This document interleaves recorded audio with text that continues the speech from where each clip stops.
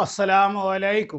میں ظہیر میاں اپنے یوٹیوب چینل ظہیر روحانی فائدے میں اپنے سبھی ویورز کا استقبال کرتا ہوں۔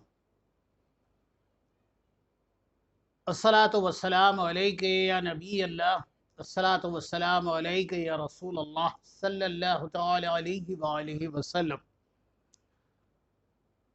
آج حضرت خالد بن ولید رضی اللہ تعالی عنہ کے جو میں سیریز چلا رہا ہوں اس کی اگلی کڑی آپ کی خدمت میں پیش خدمت کر رہا ہوں۔ ام عمارہ ایک عظیم خاتون تھیں۔ جنگ احد میں وہ مسلمان عورتوں کے ساتھ تھیں جو زخمیوں کی مرہم پٹی اور دیکھ بھال کے لیے اپنے لشکر کے ساتھ گئی تھیں۔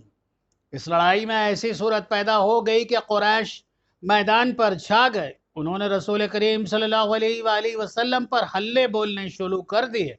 صحابہ کرام نے رسول اللہ صلی اللہ علیہ وآلہ وسلم کے ارد گرد گھیرا ڈال رکھا تھا، مگر دشمن کے حلے اتنے شدید تھے کہ آپ صلی اللہ علیہ وآلہ وسلم کے محافظوں کا گھیرا ٹوٹ گیا۔ قریش کا ایک آدمی ابن قمع رسول کریم صلی اللہ علیہ وآلہ وسلم تک پہنچ گیا۔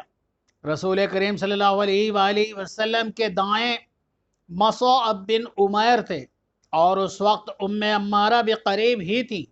انہوں نے جب رسول کریم صلی اللہ علیہ وآلہ وسلم کو خطرے میں دیکھا تو زخمیوں کو پانی پلانے اور اٹھانے کا کام چھوڑ کر رسول اکرم صلی اللہ علیہ وآلہ وسلم کی طرف دوڑی۔ انہوں نے ایک لاش شدید زخمی کی تلوار لے لی۔ ابن قمع حضور صلی اللہ علیہ وآلہ وسلم کی بجائے آپ صلی اللہ علیہ وآلہ وسلم کے محافظ کی طرف گیا۔ مصعب رضی اللہ تعالی عنہ نے اس کا مقابلہ کیا۔ ام عمارہ رضی اللہ تعالی عنہا نے ابن قمع پر تلوار کا وار کیا جو اس کے کندھے پر پڑا۔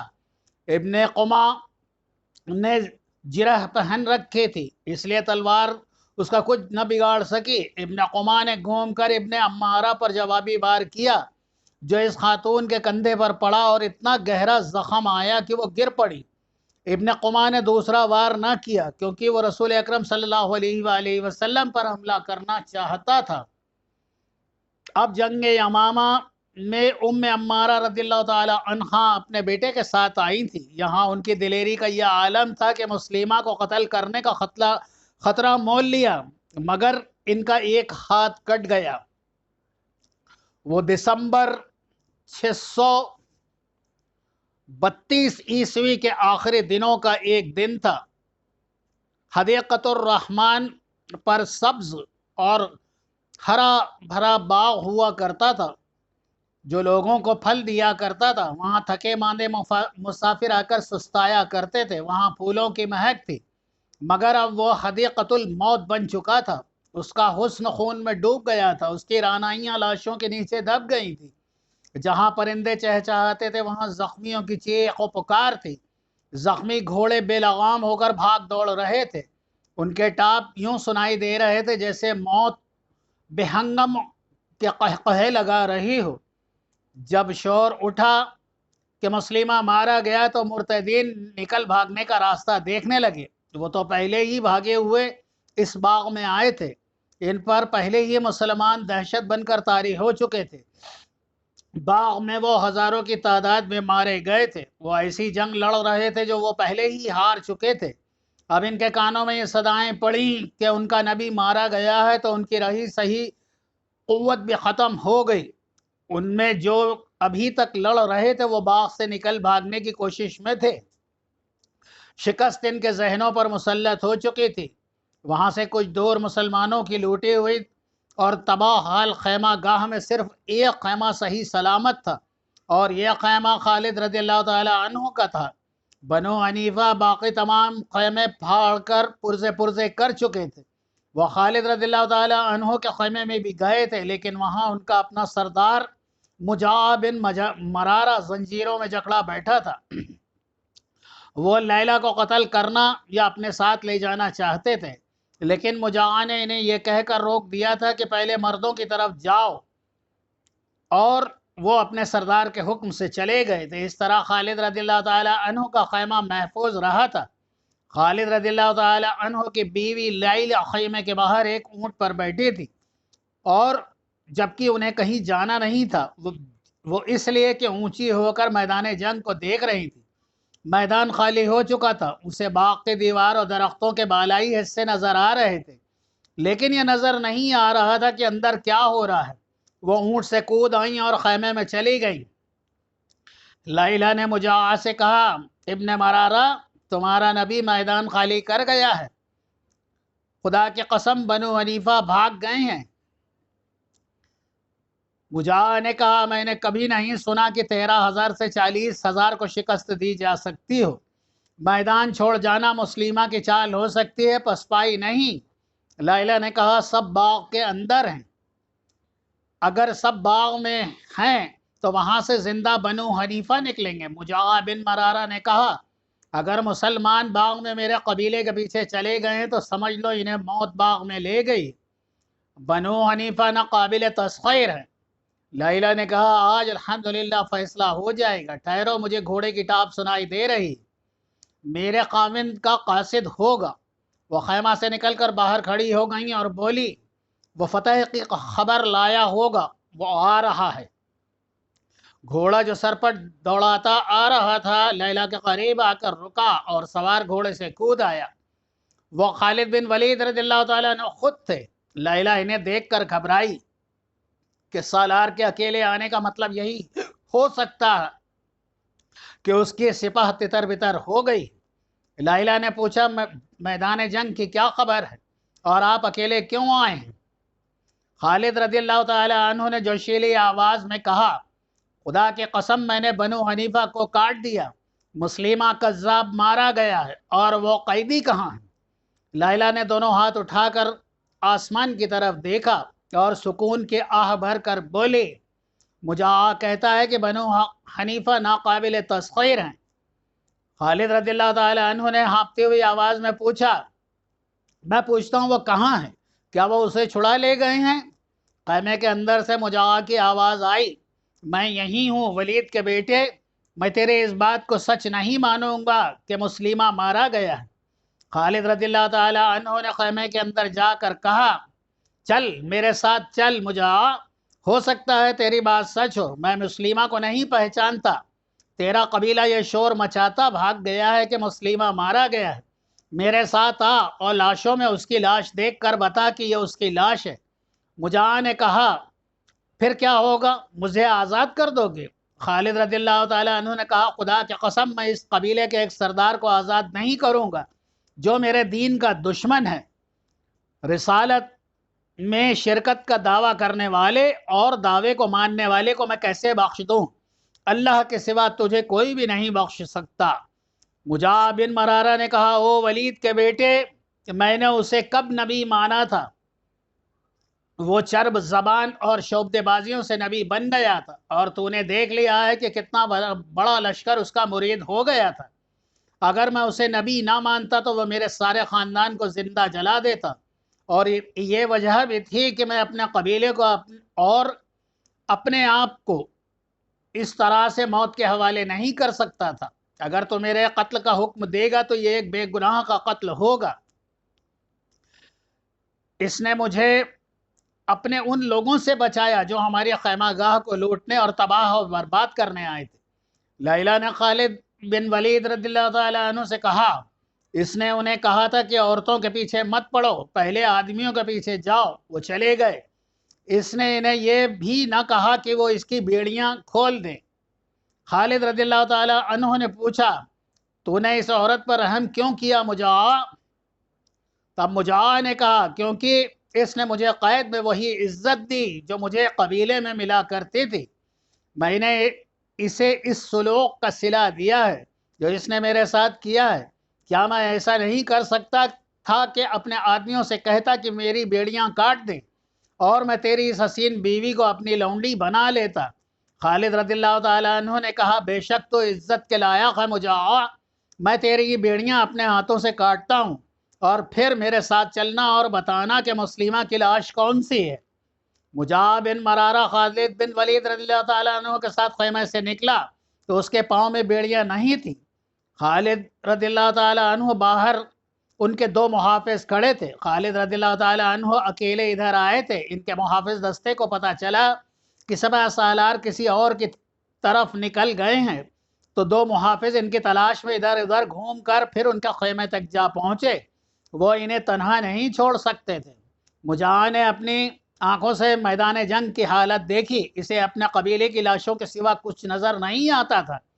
مجاہد نے کہا مجھے یقین نہیں آ رہا، دیکھ کر بھی یقین نہیں آ رہا، کیا اتنے تھوڑے سے مسلمان اتنے بڑے لشکر کو شکست دے سکتے ہیں؟ خالد بن ولید رضی اللہ تعالیٰ عنہ نے کہا یہ فتح انسانوں کی نہیں ہے، یہ سچے عقیدے اور اللہ کے سچے رسول صلی اللہ علیہ وآلہ وسلم کی فتح ہے۔ بنو حنیفہ باطل عقیدے کے لیے میدان میں اترے تھے، ہماری تلواروں نے اس عقیدے کو کاٹ دیا اور اتنا بڑا لشکر میدان چھوڑ کر بھاگ گیا۔ وہ لاشوں اور تڑپتے زخمیوں میں سے گزرتے باغ تک چلے گئے، اندر گئے تو وہاں لاشوں پر لاشیں پڑی تھیں۔ مسلمان لاشوں کے ہتھیار اکٹھے کر رہے تھے، بنو حنیفہ میں سے جو زندہ تھے وہ ادھر ادھر بھاگ رہے تھے۔ خالد رضی اللہ تعالیٰ عنہ نے وحش بن حرب کو بلایا اور اس سے پوچھا کہ اس شخص کی لاش کہاں ہے جسے اس نے مسلمہ سمجھ کر ہلاک کیا ہے۔ وحش بن حرب خالد رضی اللہ تعالیٰ عنہ کو وہاں لے گیا جہاں مسلمہ کی لاش پڑی تھی، اس نے لاش کی طرف اشارہ کیا۔ خالد رضی اللہ تعالیٰ عنہ نے کہا نہیں، یہ ٹھنگنا اور بدصورت آدمی مسلمہ نہیں ہو سکتا، اس کے چہرے پر کراہیت ہے۔ مجاہد نے کہا ہاں یہی ہے، یہی مسلمہ کی لاش ہے۔ خالد بن ولید رضی اللہ تعالیٰ عنہ نے کہا یہ اس شخص کی لاش ہے جس نے ہزاروں لوگوں کو گمراہ کر دیا، یہ شخص ایک فتنہ تھا۔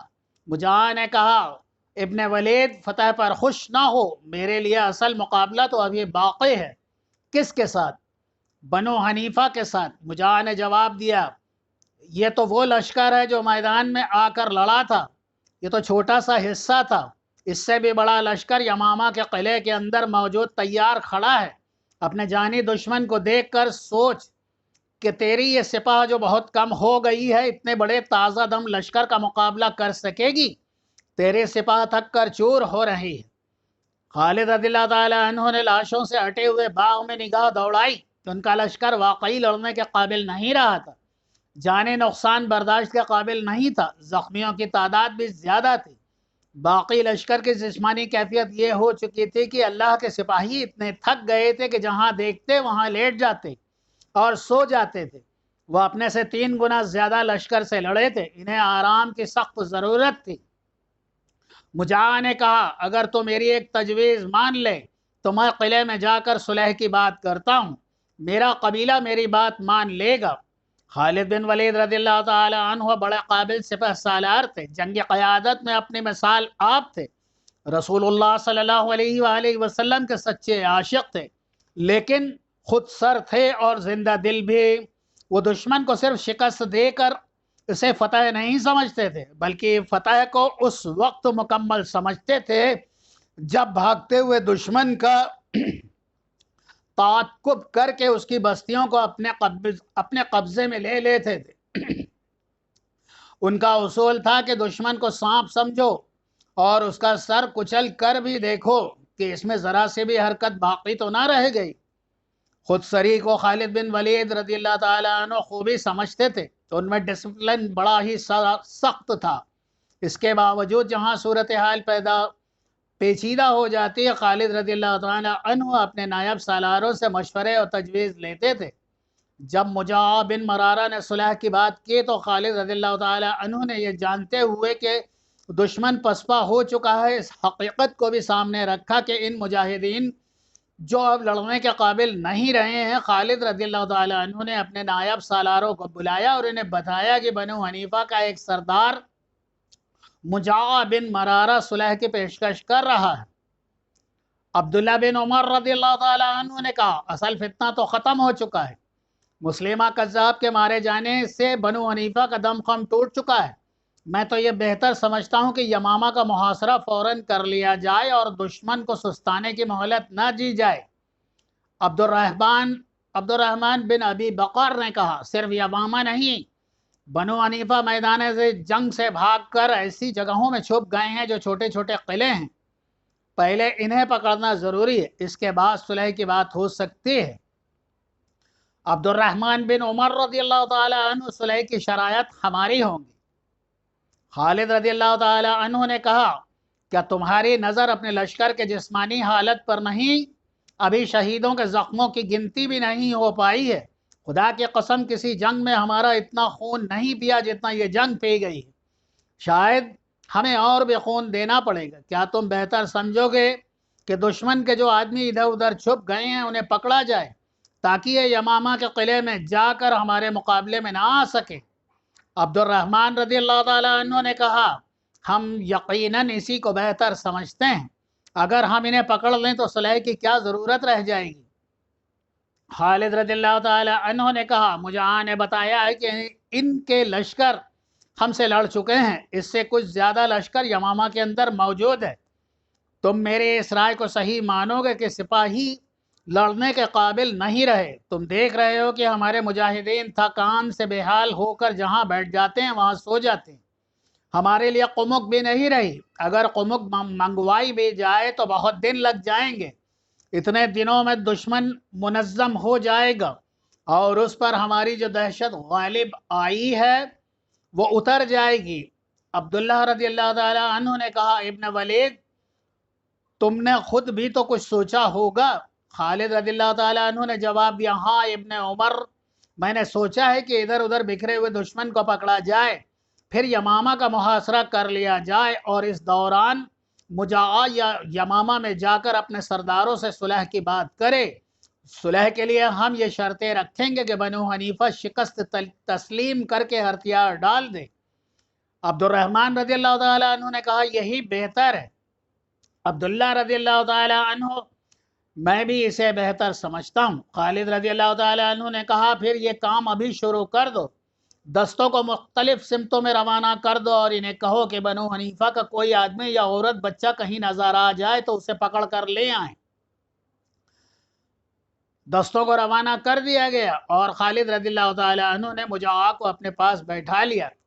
خالد رضی اللہ تعالیٰ عنہ نے مجاع سے کہا ابن مرارہ مجھے تجھ پر اعتماد ہے اور میں تجھے اس اعتماد کے قابل سمجھتا ہوں، جا اور اپنے سرداروں سے کہہ کہ ہم صلح کے لیے تیار ہیں، لیکن شرط یہ ہوگی کہ تمہارے ہتھیار ہمارے سامنے زمین پر پڑے ہوئے ہوں گے۔ مجاع نے کہا میں اسی شرط پر صلح کرانے کی کوشش کروں گا، لیکن ابن ولید اپنی فوج کی حالت دیکھ لو۔ خالد رضی اللہ تعالیٰ عنہ نے کہا کہ میں مزید خون خرابے سے ہاتھ روکنا چاہتا ہوں، کیا تو نہیں چاہے گا کہ تمہارے اور ہمارے جو آدمی زندہ ہیں وہ زندہ ہی رہیں؟ اپنے قبیلے میں جا کر دیکھ آج کتنے ہزار عورتیں بیوہ اور کتنے ہزار بچے یتیم ہو چکے ہیں، اور یہ بھی سوچ کہ بنو حنیفہ کی کتنی ہی اور عورتیں ہماری لونڈیاں بن جائیں گی۔ اس وقت کی تحریروں سے پتہ چلتا ہے کہ خالد رضی اللہ تعالیٰ عنہ کی بات سن کر مجاع کے ہونٹوں پر ایسی مسکراہٹ آئی کہ جس میں تمسخر یا طنز کی جھلک تھی۔ وہ اٹھ کھڑا ہوا۔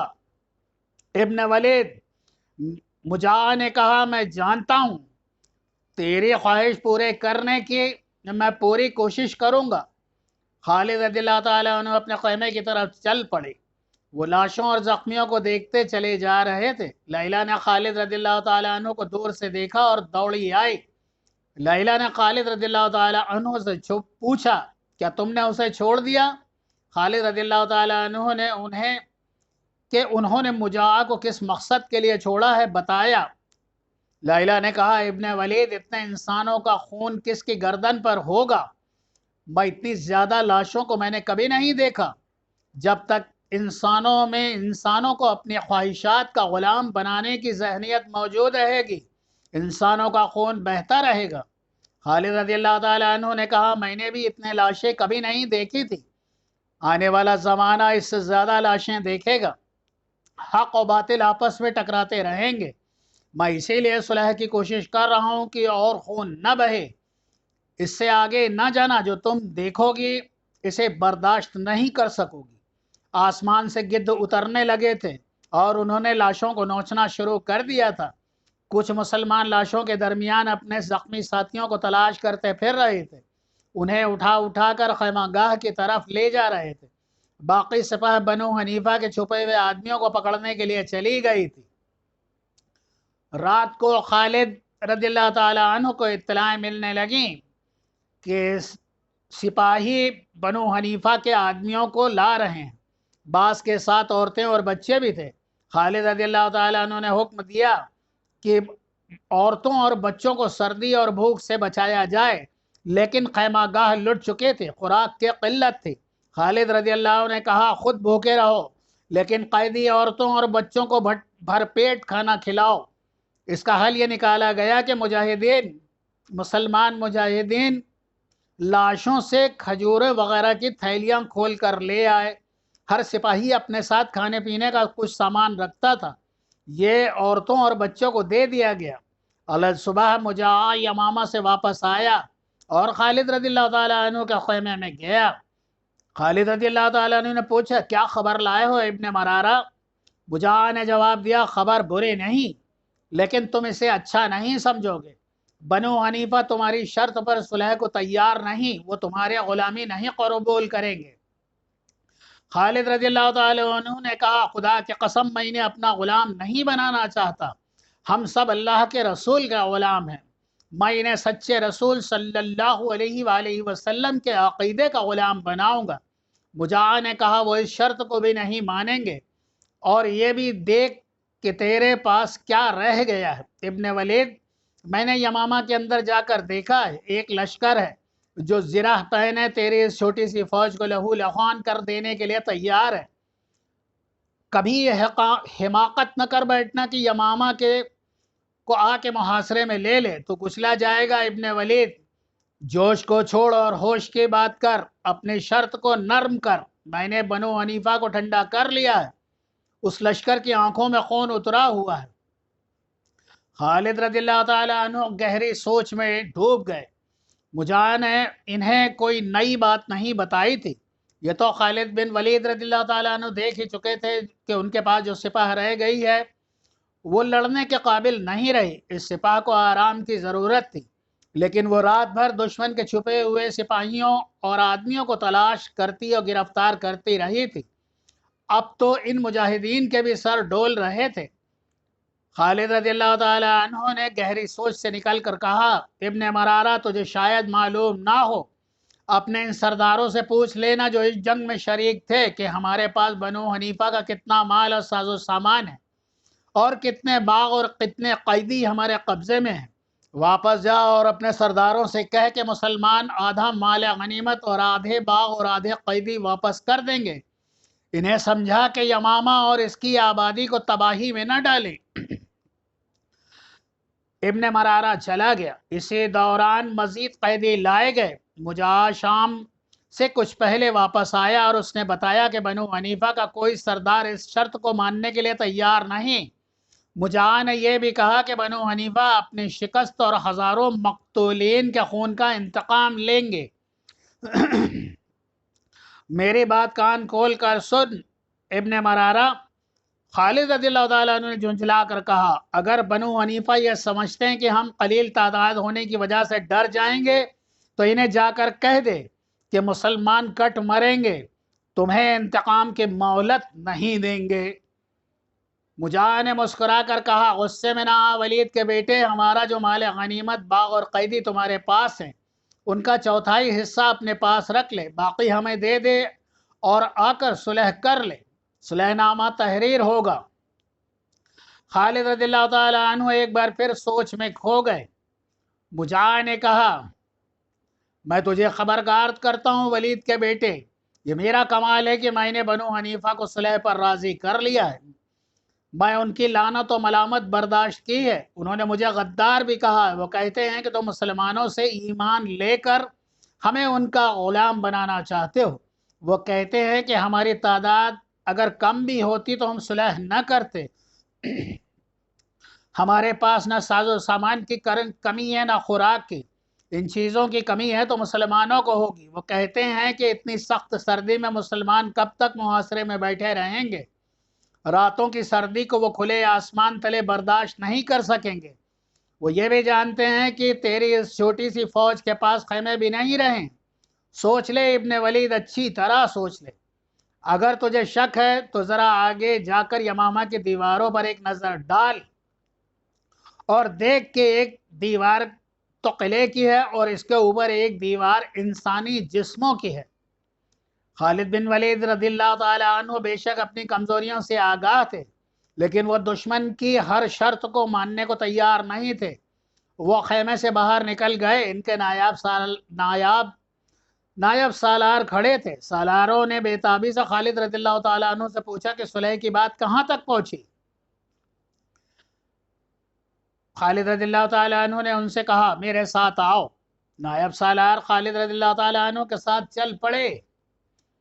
خالد رضی اللہ تعالیٰ عنہ نے انہیں بتاتے گئے کہ مجاع صلح نامے کی کیا شرط لایا ہے۔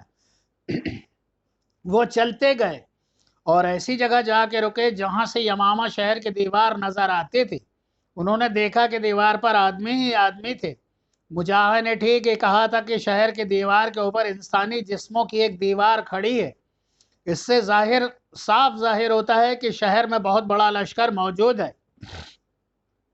خالد رضی اللہ تعالیٰ عنہ نے اپنے نائب سالاروں سے کہا میرا خیال ہے کہ ہم نے محاصرہ کیا تو ہم نقصان اٹھائیں گے۔